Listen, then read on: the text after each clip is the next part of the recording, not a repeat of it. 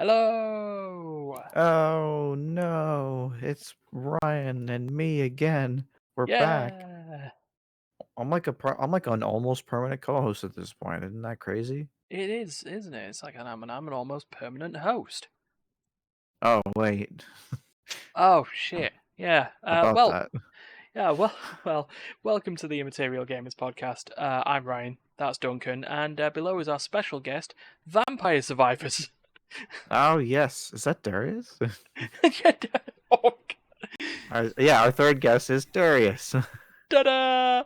Uh, See, now we can finally say that that we are the Immaterial Gamers podcast because we're actually gaming on the well, one of us is actually gaming on the podcast. You Yeah. know, we often go almost entire podcasts without barely mentioning video games I in know. recent months. But now that we've actually got it on stream, it doesn't matter what we talk about because we're always gaming. Yeah. Oh, I didn't have who I thought I was going to have.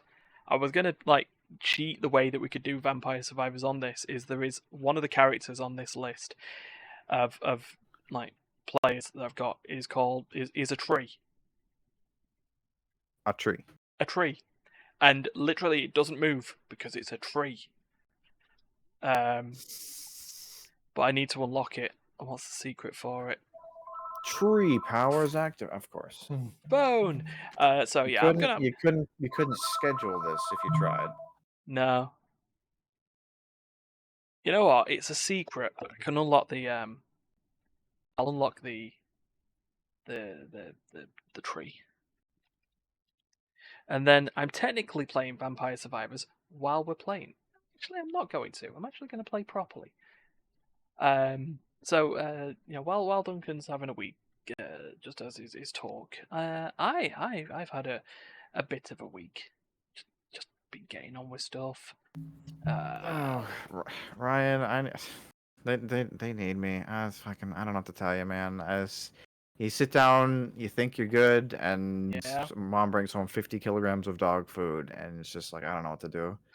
So I guess I'll be back in a few minutes. I don't know if there's something that you can do or I'll, talk about on I'll, your own, I'll or well, I or mean, or I'll or what. literally vamp. All right, hey, you, hold on. Catches him so much that that's just the way it goes. Yeah, so I guess I'll just talk and play for a bit while I vamp for Duncan to arrive. What can we do? What can we do? Oh yeah, we'll talk about what I've played this week, I suppose.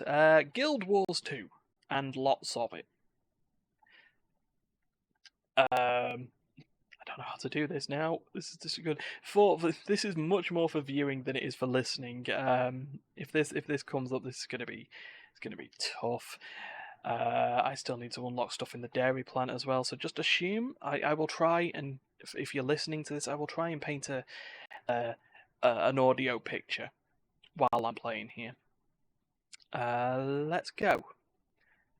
What do? We have the crucifix. Or the cross. So Guild Wars 2, if you haven't played it yet, it's just a game. It's an RPG by ArenaNet. It's been out for a few years. It went free to play on Steam just a while back, and yeah, we've been getting into it. There's currently me, Stefan, Martin, and D. Thank you very much, Martin. See, this is the problem. This is why we would need someone on air, and that's why vamping happens. But yeah, we've recently made some decent progress in it. We've been playing it on and off for a little bit. We started off with making a few Norn characters, and we stopped playing those Norn characters. Made a bunch of other characters that were supposed to be our solo characters when we weren't around, but we then played them so much that we just joined and played them all together, and it was nice. It still is nice, to be honest. We've recently, over the weekend, completed our personal stories, because that's how sort of the game operates, and I do like I do like what's it called? The way of how your quest goes on.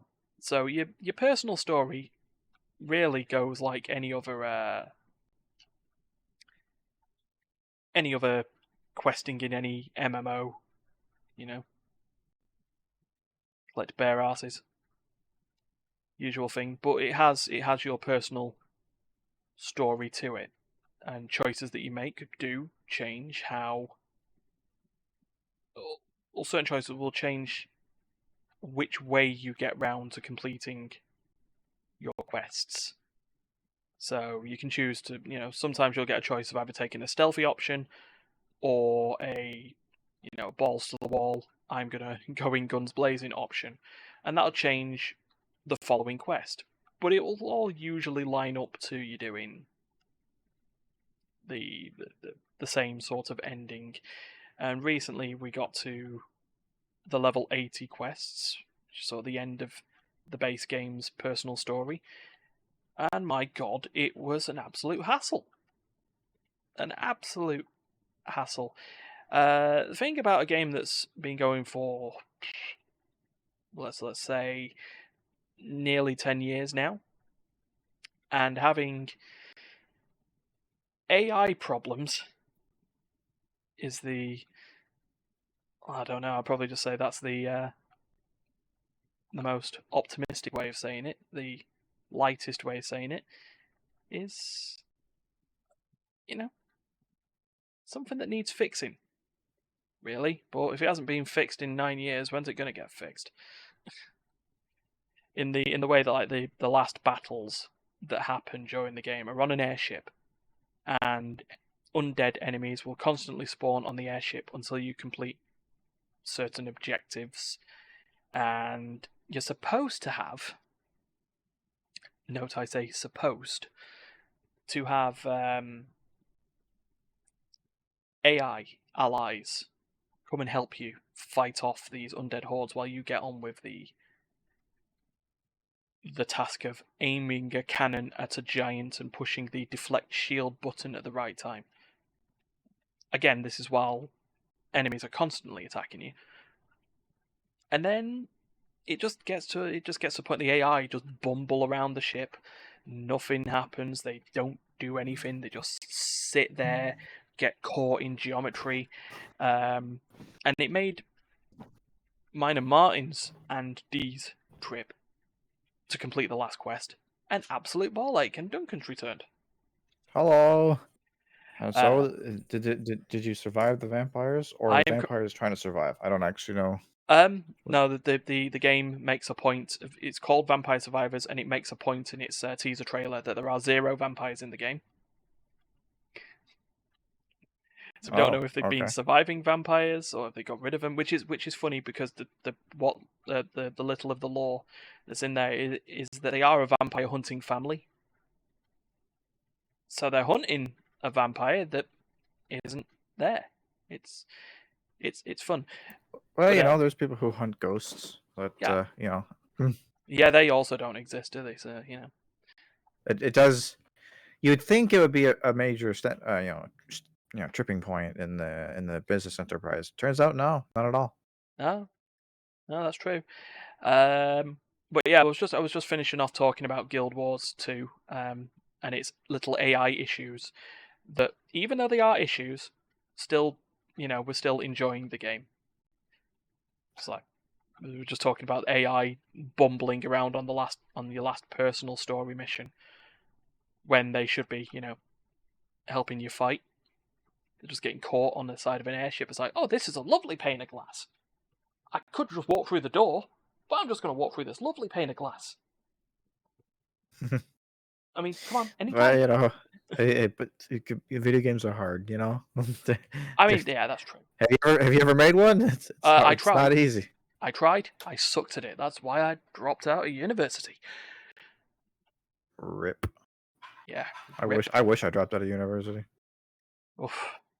Like 6 years to get a 3-year diploma that does nothing. Yeah. Not I know. qualified for anything. Yeah, and then uh, it's just bad. It's just bad news. It's just like I honestly, rather than I think I was one of those that I fucked up a year and I said, right, don't worry, get back on the boat next year. Remember, you worked for this. You worked to get to this point, and then by the end of it, I was like, you worked to get to that point, and what's happened? You know, you're $9,000 in debt. Mm-hmm. You've now got a diploma of you passed the first year. What next? I mean, you know, where's my first year in computer games programming got me? Well, it's got us, you know, it got us considering doing this hobby a bit more. But honestly, I feel we could have started this a few years earlier. Well, you know. Just how it works. But yeah, oh, lovely treasure chest opening. Yeah. I'm just imagining like I'm just trying to imagine like what our setup would be like if we had done this like years ago.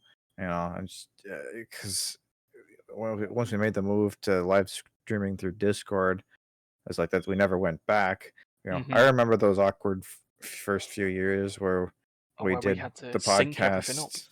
Yeah, we sync our songs. We recorded all of our audio individually and had to edit it into one podcast. Yeah. And Oh god. this is a lot easier this way. Oh yeah. Imagine if we had done like 3 years of that instead of whatever like the we 18 did. months or whatever it was. Yeah. Because it wasn't long in, was it? We like got to like 50, Yeah. 60, and then we just went, hold on, this Discord thing. Yeah. We had miraculously managed to get like, you know, a weekly podcast out for, you know, almost 2 years at that point, and eventually there was just gonna be a point where we're like, well, I guess this is it. This is gonna be the one time, the first time we miss a week because there's no one available. We just couldn't make it happen. And they're just like, hold on, wait a second, boom. And then we streamed it live, and they're like, wait, this is way better in every way. Let's just do this forever. This is so much easier. And then even because of the vidcasts and stuff like that, we thought the idea of, oh right, we still brought out a podcast every week. Whether we were live for it is a different story. There's been a couple of Twitch streams of the podcast that haven't been live. I've just set the thing running and then just sat on the couch and watched a reality TV show or something. watched a sitcom. It's just like we had the hour, you know, it's right there. Oh, what shall we pick up? Oh, you know what? Let's pick up that. Why not? That's a Pokemon. Oh god. So and that's basically my interesting day, week. Haven't done much more else. Duncan, what about you? Me, I've played a lot of War Selection with my friend Jacob. I talked about it. I don't even know how long ago at this point. It could have been years for all I remember. It's an RTS, sort of small indie RTS. Sort of I don't really know how to describe it. It's just like Age of Empires esque, or it's one of those RTS where you like progress through like eras. Yeah. You know, you get progressively better units and technology. So And like a sort of what was it? Civilization Light. I know that there was an RTS that was more like that, but I don't remember the name of it. I don't think it was particularly. I don't think it stuck around. Yeah, because that's the thing. Because Civilization is turn-based, isn't it? And then you know what that's reminding me. There used to be there's this one that was back in the day when every online RTSs there was a Aria Games. I remember they got the rights to something called Dream Lords. I think it was. So it was an RTS as an app, but the idea behind it is that it also had this is gonna ruin me. What's it called? It had a sort of offline tech trees. So you played your RTS levels in the app in order to well, it was more real-time tactics at that point. Okay. In order to like get resources that you would then use in an offline web page to develop the text that you would use to then invade more islands and do the real-time strategies. It was an interesting gameplay loop. It didn't last because it tried to do this whole era business as well. So it was like people don't like persistent games where everything resets every 2 months. We've come to learn. Yeah. Um, Persistent gaming is persistent world gaming is also just it's just flawed on like a fundamental basis. People were so excited about that becoming like the new norm for survival games. I could not care less about fucking persistent world survival games.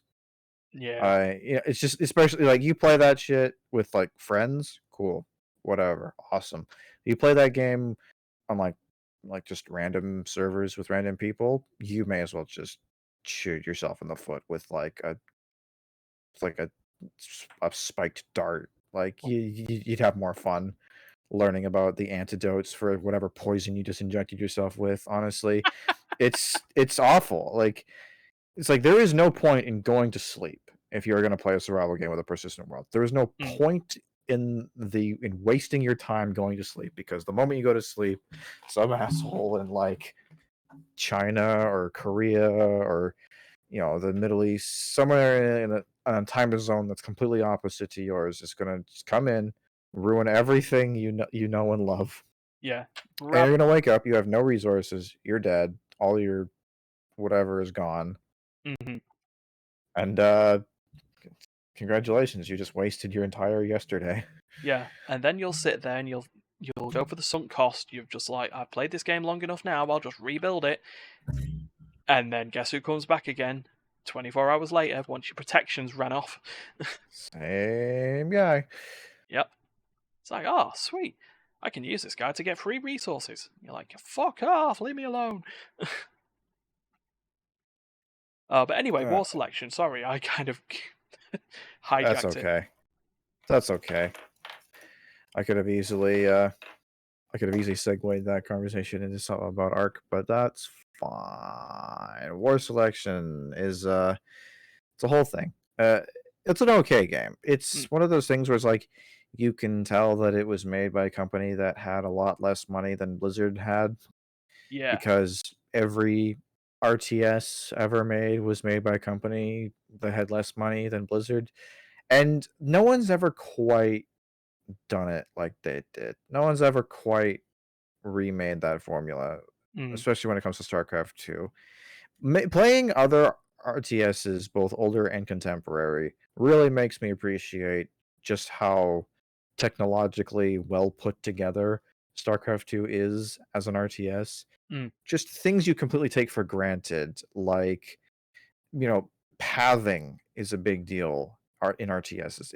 It might be one of like the bane of every programmer's existence when it comes to RTSs, is how do you make units that have been given a command move to that location in a way that is like smooth and not like pulling teeth. How do I prevent these units from constantly going around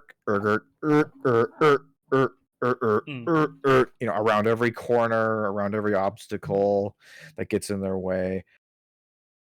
How do I get them to prioritize taking certain paths over others? It's just things that and things like if I click on a thing, a lot of times in RTSs will be like, okay, I clicked on the thing. Some point in the next 3 seconds, my dude's gonna issue a command. He's gonna start doing a thing related to that command that I just issued him. Whereas StarCraft, you tell someone to do it, they go, whoop, they're going. Yeah. There they go. They're off to the races. They're off to see the wizard, the wonderful Wizard of Oz. Yeah, and it's just nice. It's just there's so much about StarCraft 2 and the way its engine works and the way its gameplay handles that just makes you realize how good of an RTS it is and how hard it is to make a good RTS. Yeah. And no, I don't have to be, we literally had an entire segment on this show for months on end where we you know, went on about what stupid things Blizzard was doing this week, what terrible business decisions they were making, what they were doing internally that was pissing people off, what Mm-hmm. what this and that, every bad thing that they ever did. Yeah. We're not here to talk about how amazing Blizzard is as a company. Maybe they're doing better under Microsoft. I don't know, Mm. but they made a good game. They've made good games. They make generally pretty good games in general, and Indeed.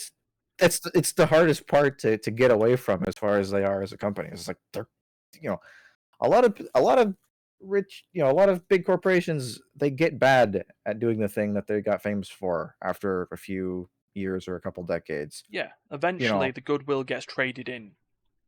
and eventually they just start making bad stuff. But Blizzard mostly kept making good stuff for quite a Yeah. while. Yeah. I mean, how's Overwatch 2 going at the moment? I I daren't have a I look. do not know. Do not know. I think we did it. We I did a what the fuck Blizzard because just like the weird things that they did, like requiring phone verification. Yeah, that's always weird stuff. It's just like it's like I feel like I should be like voluntary, like if you're gonna be like, okay, this is how I'm gonna identify, as like in case I get, if I want extra security, or if I get hacked, Mm-hmm. be like, this is, I'm gonna put in this information to do that. It's like I don't like it when When they people basically, when companies ask me for things that they don't need to know yeah, in and order to do business with me. they're just It's like, why forcing do you. you need to know my email address, date of birth, and postal code? What do you need all that information for? What are you using it for? Yeah, I just want to play Roadhog. He's a he's an Overwatch character, right? Think so. Okay, Oh, cool. I can't even remember if Roadhog is that the fat one with I with think the hook arm. I want to say because there's another dude who I think about like rat something. yeah, He's some fucking guy who's like has like a wheel, like a bomb on a wheel that he throws at people. I don't even remember his name. Mall Rat. I don't know. That seems to be. Could I, be. Who knows? Mall mall rat, uh, mall ninja. I've got to keep forgetting to do that while I'm playing Vampire Survivors. I've got a character that basically has like summons cats. Oops, didn't mean to do that. So her weapon is that cats will fly on the screen and hit enemies when they cross over into them. But there's a feature that if two different types of cats cross paths, they get into a cat fight. And if they do and you walk into it, you take damage. It's the only weapon in Vampire Survivors that you can get friendly fire damage. Rip. Which is bad because there is a character called Toasty, named after the joke in Mortal Kombat. The Mortal Kombat meme, yeah. Yeah. He has 1 health Okay. for the first 100 levels, and then he gains like 6,000 health. If you can survive 100 levels at 1 health, you get really good stats. But the cat scratch, if you walk through it, it takes 1 damage. So, dear God, don't get the cats. Worse than, nothing worse than getting yourself killed. Not much of a cat person. Yeah. More of a dog person myself. Yeah, dogs all over. Even if I have had a few cats, and let's be honest, they can get very lazy. They'll spend all your time. The cat that I had would just sit on my knee. He obviously wanted food. Clearly did Well, that, but yeah, I just took it as the opportunity. It's like, oh no, he wants to warm my wants to warm me up. I mean, So dogs can be kind of lazy too. yeah, they can. But I mean, they're a lot more loyal though as well. So let's see Dogs what else. love you. Cats tolerate you. Yeah, Birds occasionally acknowledge that you're there. that's true. That's it's a whole thing. Yeah. Okay, what else have we got that's going on? Oh yeah, League of Legends happened. Leg of Legends. Yeah, the World Championships has come to an end last night. And for Oh, those who don't want to know the results of T1 versus DRX for the final, Turn the volume down for about 2-3 minutes. So DRX beat T1 in a 5-game series. They won 3-2 and have now become the first team in World Championships history to win the championship through the play-in system. The play-in system? What is it? So before you get into the group stages of Worlds, so like the top teams in each region would end up automatically in the group stages for Worlds. But there's sort of a wild card second chance stage that gets put in to the World Championships called play-ins.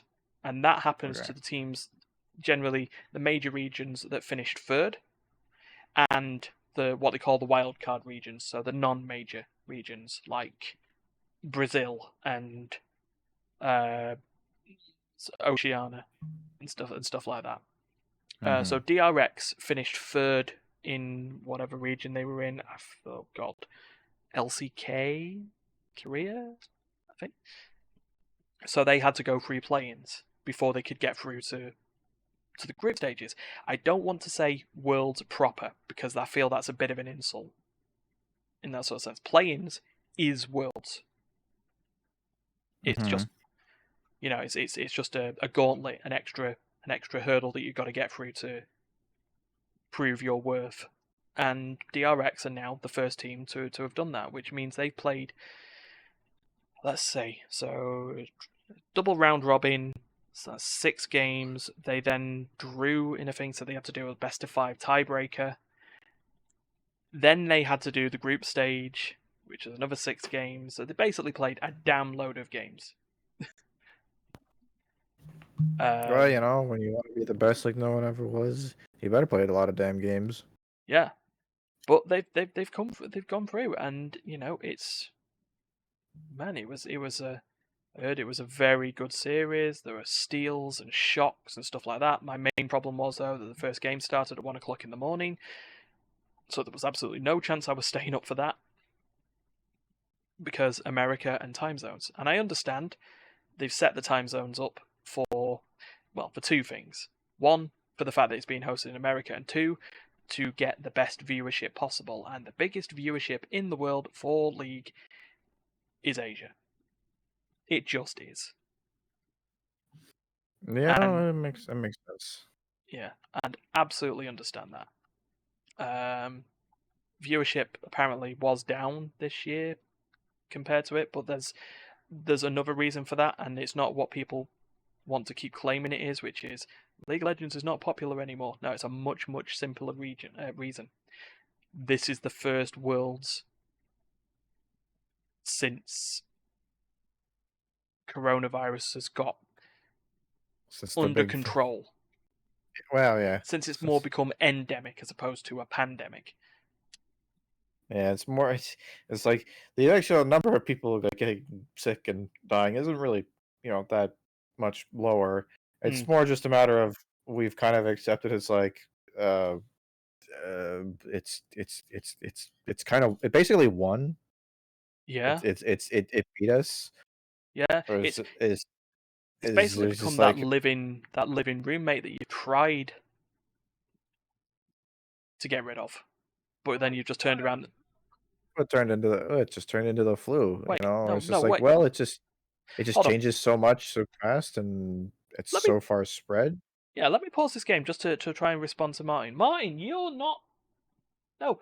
In this analogy, I would be COVID. I'm the roommate who's got here, and then you've basically just went and said, well, you're here now. As long as you pay the rent, it's all good. And coronavirus does that sometimes. It pays the rent by dropping a dead pigeon at the door. But I don't know why it's become a cat now. But maybe I've got that on the brain. We were talking pre-podcast about how getting COVID can have long-term effects on your cognition. So yeah. I don't know. Maybe that's why all of a sudden coronavirus turned into a cat in your brain. You're just having those Rona lapses. Yeah, yeah, that's true. Thank you. As But a yeah, hey, you know as what? Video games they stay popular, man. yeah. And to go back to StarCraft 2, it's like people think StarCraft 2, oh, it's not popular anymore. No one likes StarCraft. It's like not that long ago, like 2 years ago, StarCraft 2 hit its highest player base of all time Mm, since launch in 2010.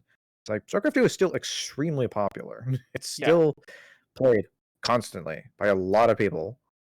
absolutely. So it's not going anywhere anytime soon. No, Uh, but but yeah. but yeah, yeah, you're right. And like we say, we've got to remember on this that so viewership is down compared to last year, but at the end of the day, it's just back to the viewership it always was. The the coronavirus when everyone was stuck inside and needed something to do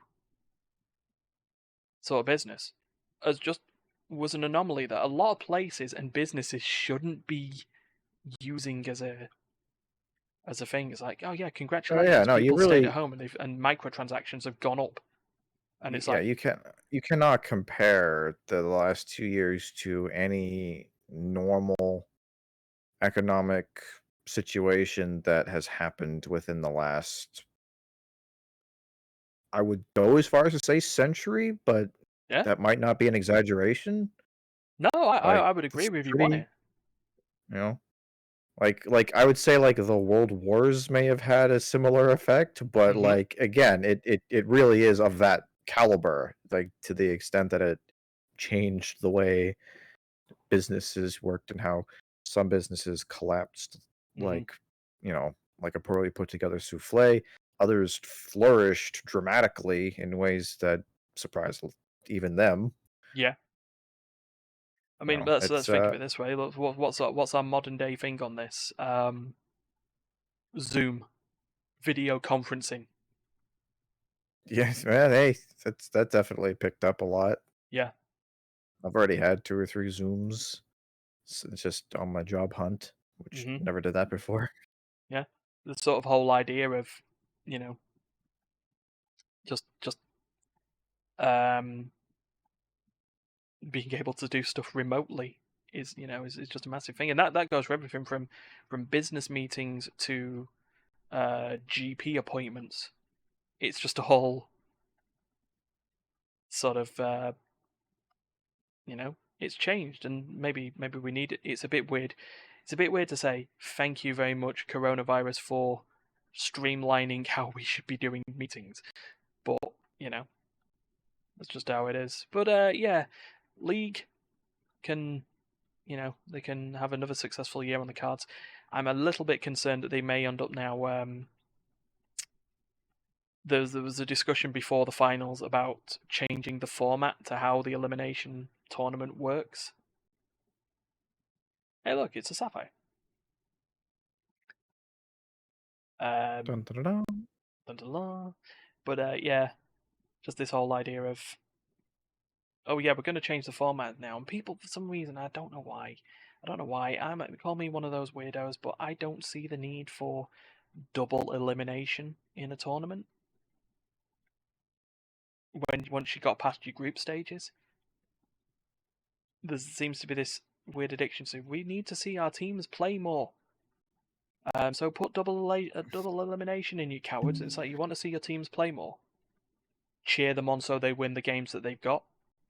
Yeah, I mean, like, yeah, I think I like in like in qualifying rounds or group stages. I like the double elimination. I like the sort of round robin. I'd be like, hey, just because you lost your first game doesn't mean you can't still pull it back and turn it around. Hey, I'm all right with that.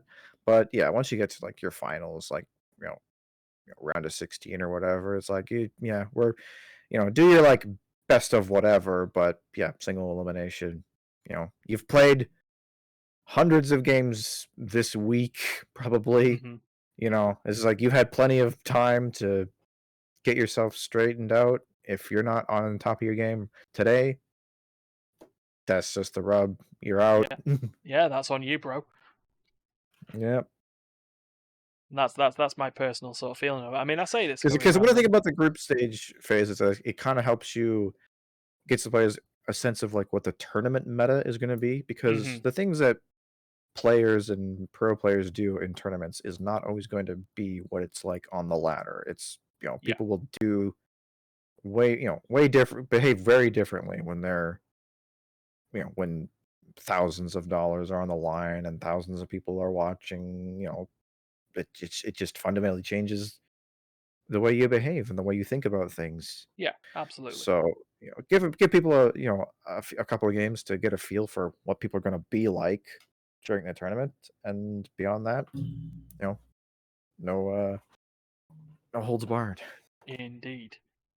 Because like you say, with the meta, you use your group stage to establish the meta. By the time you get to your bracket, your elimination, that's that. You should have that locked in by now. Let's go. But yeah, congratulations, DRX. First playing team to win Worlds. Now we just go to that really awkward bit known as the off season, where all those teams that you've supported and the players in those teams that you've supported all year all disappear, and you get a brand new team of 5 people to cheer on. It sucks. It sucks. Hi. Oh, Steph's here now. Oh, look, everyone's here to watch.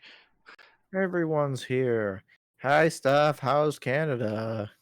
Oh, yeah, we should probably explain that on the stream. That'll be hilarious. So it's Steph and Terry's birthday today.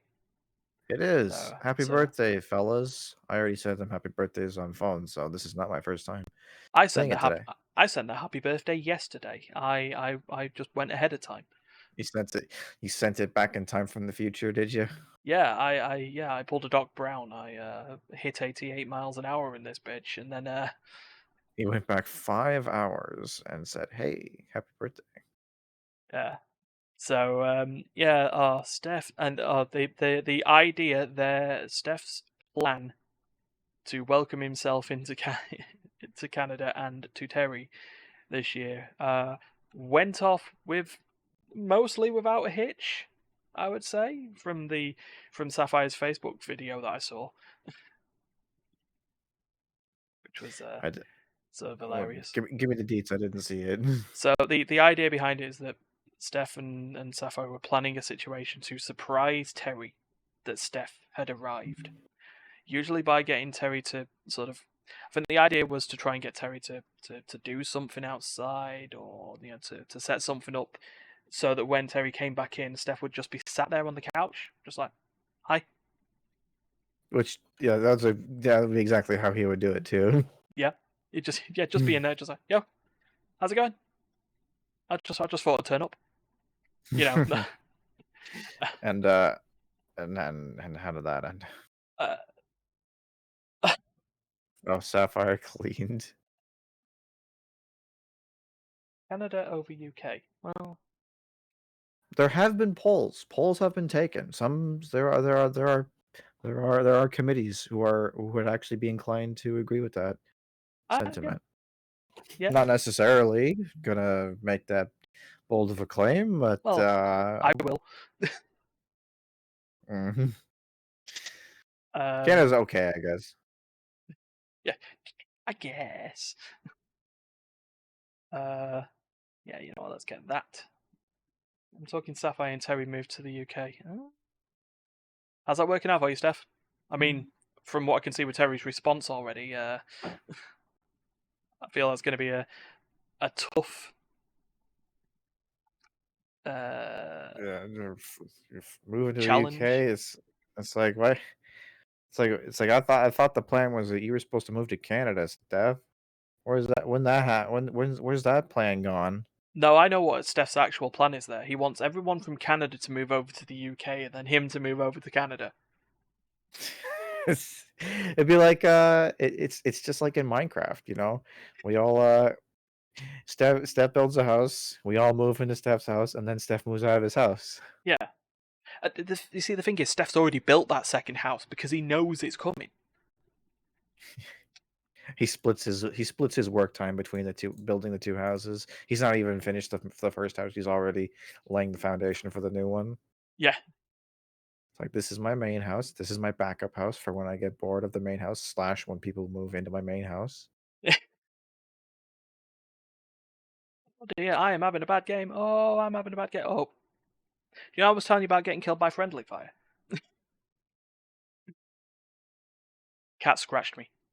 I've become crazy cat lady, and it's not working out for me. Rip. Oh no, there was a weapon I was trying to find. I've just not been able to find it. Rap. So there is some news.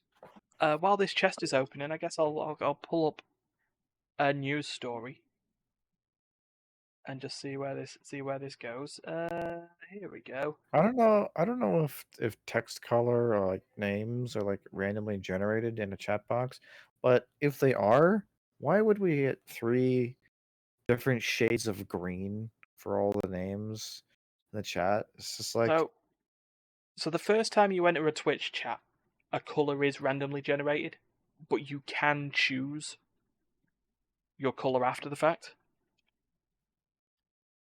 So it is they're all green. Green is the best. Oh, fair enough.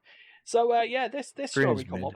I'll take a break on this chest while I just show this story. Mr. Beast, the man with more money than sense.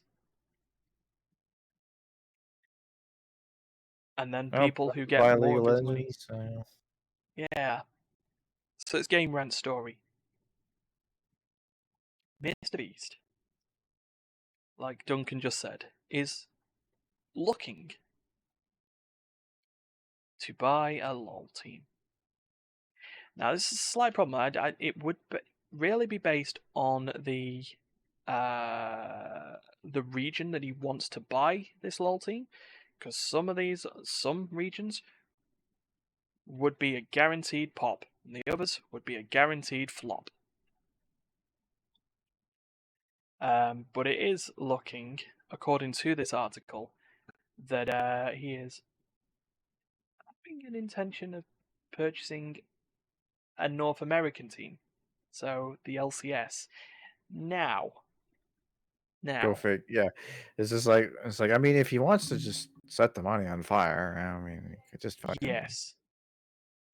What we go on there is that what me and Duncan are trying to get at here is North American teams have not been playing well for a long time, and in terms of money, have been this is a hemorrhaging. this is a broadly true statement in many esports. Let's be honest. Like, North American esports has just never been like a huge thing. There's maybe a couple games out there that they're big on, but Yeah, like for the most part, the Europeans and the Asians dominate every scene. yeah. So And they'll trade, like, depending on what game it is. Like, there'll be different stars in different types of games. Um, obviously Korea is like huge into StarCraft. It's like a whole meme. So that's sort of the RTS and the MOBA space is Asian dominated. Let's just sort of have it over that. The stats prove it, really. Minus like what you said, what you and Steph were talking about, you and Terry were talking about regarding the like a couple of European There's actually StarCraft streamers coming in. Yeah, the thing it is actually in the last few years, like European, like there's a couple of Europeans who are actually like topping, and like they've been fairly consistently better than the Koreans. Yeah.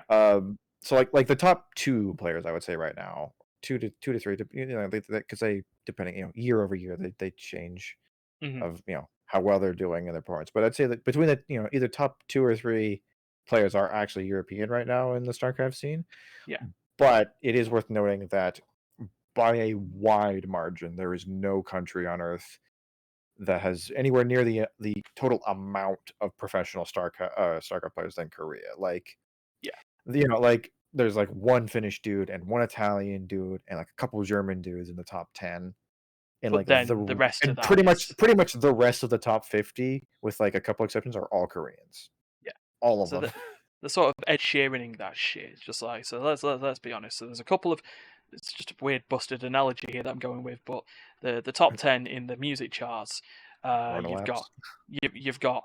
you've got Drake, and you'll have I don't know, BTS, and then the rest of the top 10 is filled with Ed Sheeran.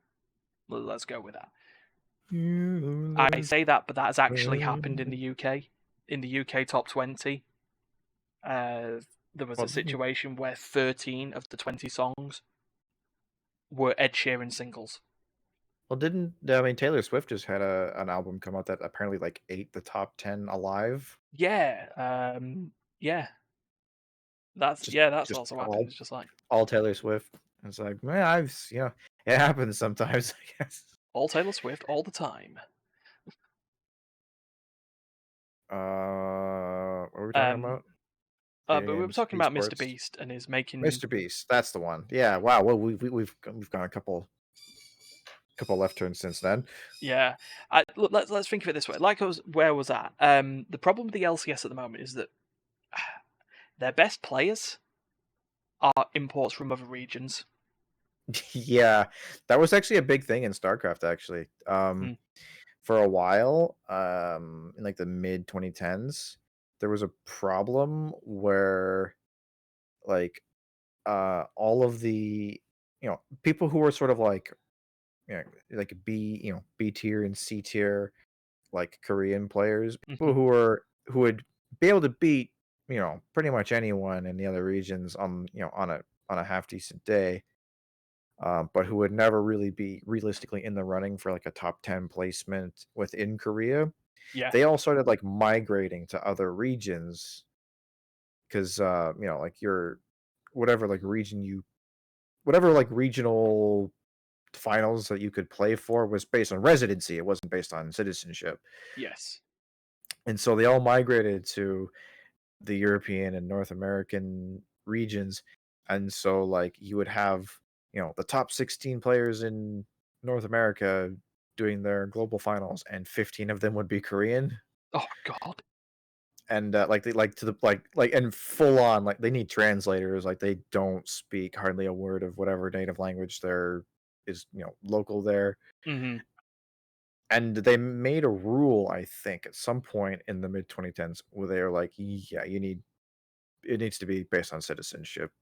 Like you Yeah. can compete in like global finals and global circuits from anywhere, but like regional stuff, it's got to be citizen of that region. Yeah. And suddenly you stop seeing all those people there, and Hmm. presumably there were a couple. There was a small handful of them that actually committed to citizenship and continued playing and like fully migrated to those regions, but by and large they all flocked back to Korea and just did tried their luck there.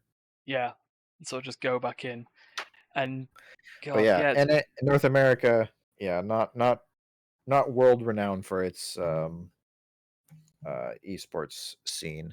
I mean, Yeah. there's actually precedent for this. I mean, the Mr. Beast thing. I mean, Charlie White, Mr. Moist Critical himself, he's got the whole Moist Yes. Esports uh brand under his belt. He has a lot of fun with that. Just basically bought up a bunch of like top rated like European players, and gave them jerseys and sponsor deals and equipment, and just sent them off Hmm. to go play. They do Rocket League, they do Smash, a couple other games. Hmm. So it's not like totally outside the realm. It happens. Some people they get a little wacky. They have some fun with their Twitch money and Yeah. their YouTube money. It is insanely deadly expensive to do this thing. Hmm. Um, I there was a um, Moist Critical. He posted a YouTube video like a month or so ago, where Yeah. he admitted that Moist Esports cost him, like, this isn't just like not this isn't like an income statement like revenue expense. Like he lost like like a six-figure amount of money every month Oh God. on Moist Esports. Like it is a colossal money sink, but he basically puts his entire like Twitch paycheck into it, and Right. the only money that he like makes is from like sponsorships and YouTube. Okay. And so it's like, I mean, hey, you do it with your money what you want to do. He loves it. He can't get enough of it. He's fully committed. Well, I mean, if that's sort of how it is, and you live from, well, like you say, paycheck to paycheck, effectively, then sure, so be it. But yeah, Mr. Beast. If I was to suggest anything, I mean, to be fair, you are the philanthropist and wise investor, and I'm just the guy playing Vampire Survivors on a stream. I'd suggest a European or Asian team. Maybe there's a new CEO required at G2 Esports. Just throwing it out there. So there's a suggestion. But yeah, that's Mr. Beast and his. Well, oh no, Ryan, don't say that. We still have a couple of stories, and I'll just breeze through these because we are running towards time, and we'll just stick at this. We'll stick at this level up screen, and just so we can get through what if I moved. Please don't. Please say I haven't moved anything. No, I've just changed channels. Okay, that's fine. This one's more Riot Game stuff. This one, according to Eurogamer. Riot launches Rising Stars, a new women's only League of Legends tournament. Well, women's League of Legends tournament. Now, this, we'd probably have to agree, is long fucking overdue. Why has this not been here for ages? Riot Games. So it's women's League of Legends Yes. league. Yeah, which is funny because here's the thing. Valorant beat them to it in terms of their own company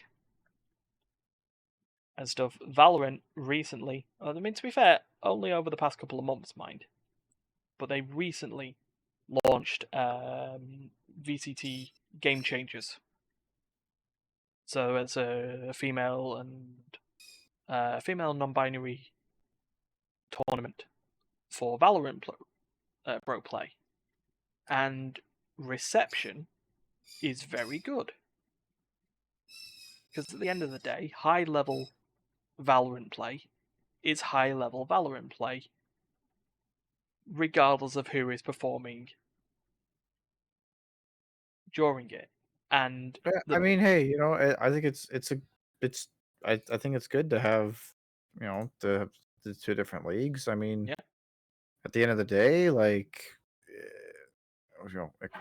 equality among the sexes or whatever. But at the same time, there are differences between men and women, physiological ones, that make it quite difficult for female gamers to compete at the level that men do. It's just a biological fact. The same way that we're generally better dispositioned to lift a couch. That's just how our bodies work, or our minds work.